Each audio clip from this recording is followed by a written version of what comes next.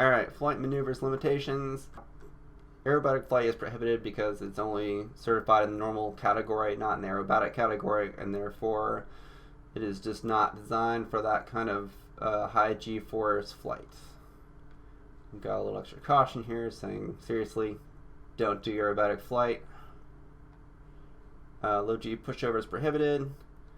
That is because of the risk of a low G condition, which they talk about here, and how to correct for it if it does occur accidentally. Alright, flight prohibited with governor selected off, with exceptions for emergency systems malfunction or emergency procedures training. Flight no icing conditions prohibited. There's no de-icing equipment on the engine or on any other part of the aircraft, so you are just supposed to stay out of that area. Maximum operating density altitude, 14,000 feet. The reason for that is because generally you're going to have trouble maintaining full operating rotor RPM even when the helicopter is at full throttle. So if you try to go above that, you're likely going to be running into issues with low rotor RPM.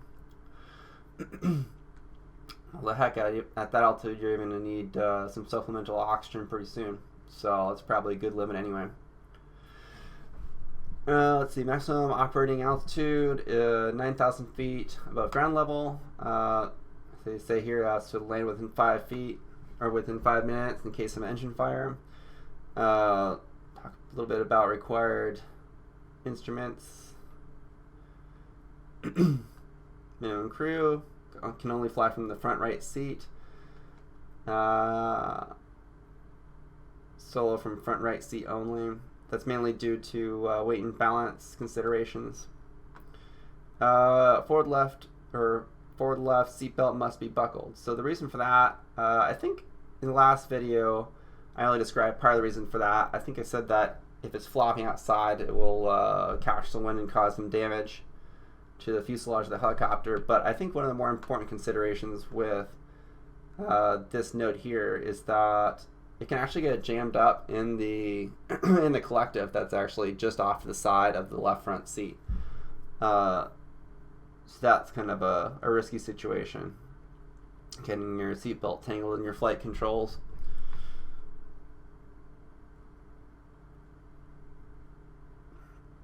Again, talking about maximum speed with the doors removed and removing loose articles if you can have the doors removed. Alright, kinds of operation limitations. So the helicopter is allowed to do day and night VFR operations. You can do VFR operations at night with some restrictions. You have to have these pieces of equipment operational, and you have to be able to conduct the flight solely by visual reference to the ground objects, illuminated solely by lights on the ground or adequate celestial illumination. Got some approved fuel grades here. So the most commonly used one is the 100 LL or 100 low lead, and that is blue in color. But they've got some others here that also work. Got fuel capacity on your fuel tanks.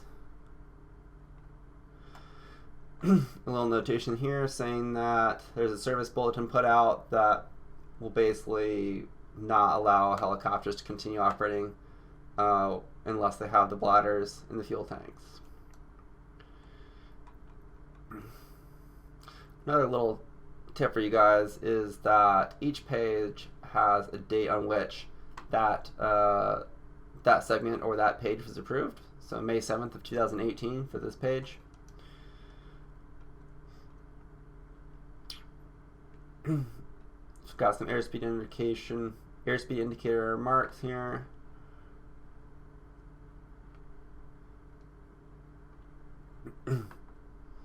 Alright, so we've got this restriction here of do not exceed 110 knots indicate airspeed except in smooth air. So the purpose for that restriction is because if you have significant turbulence, you can actually get retreating blade stall, especially at high forward airspeed.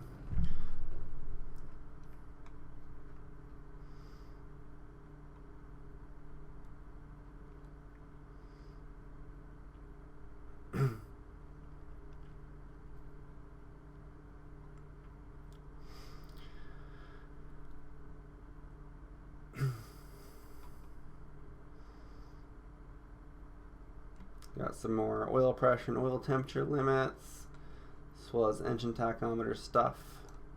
Cylinder head temperature. Alright, so we've got some new stuff here, some manifold pressure limits. Not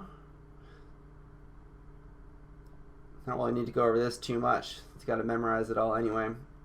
But one little tip I will give is that when it says 23.3 inches HG, that means that it's 23.3 inches of pressure in reference to mercury.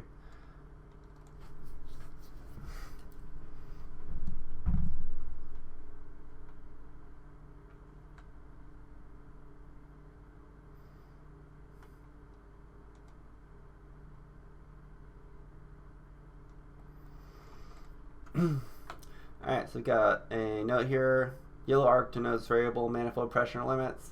See placard on page 2-9. So, as I mentioned earlier, as you climb up in altitude and the air gets thinner, atmospheric pressure will drop, and the manifold pressure that is shown on your indicators will actually drop accordingly. Okay, so here's the tables for the manifold pressure limits. So over here on the left-hand side, you've got pressure altitude in feet. So you've got sea level, 2,000, 4,000, 6,000, 8,000, and so on. And going across the top, you have the outdoor air temperature, or OAT, in Celsius degrees. So right here, you've got 0 degrees Celsius, or 32 degrees Fahrenheit, so freezing.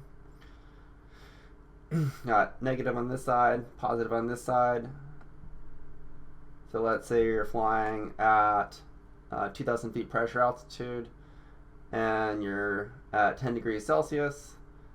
Your maximum continuous manifold pressure would be 22.1 inches.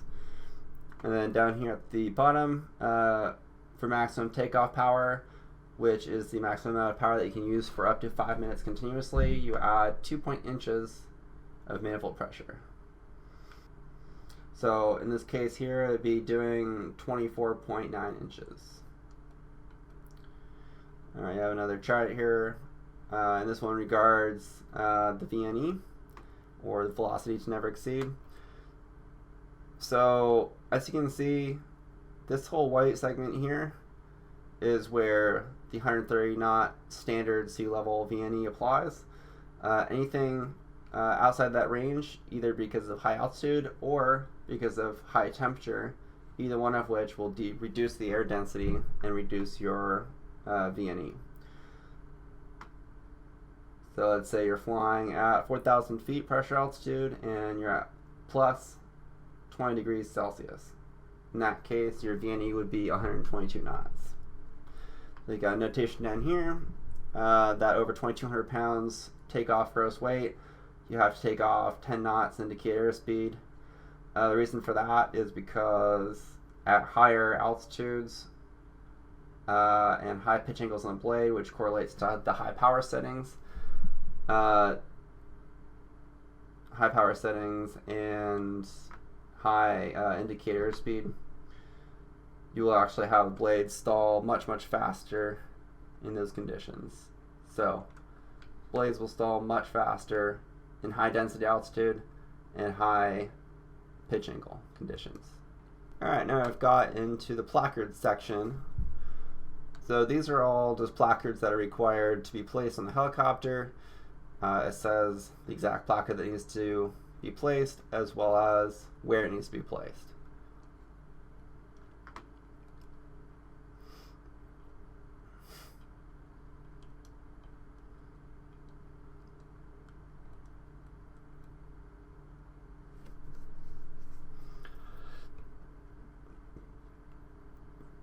Alright, so here's one that I could use a little explaining. So this is a placard that needs to be placed on or near the collective controls, and the reason they say no stowage, keep area clear, is because apparently a lot of people have tried to put water bottles and other junk next to them, and it ends up getting stuck underneath the collective when the pilot tries to lower the collective. either for landing or in case the engine fails, and it can cause quite the catastrophe. It's kind of like getting your accelerator stuck down.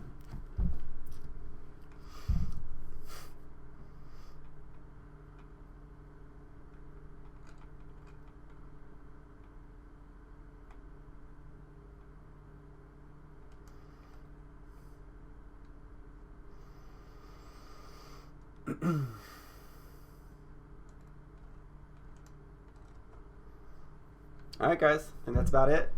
Let me know what you thought of the video in the comment section. Let me know if I missed anything, and I'll see you guys next Thursday. Alright, bye.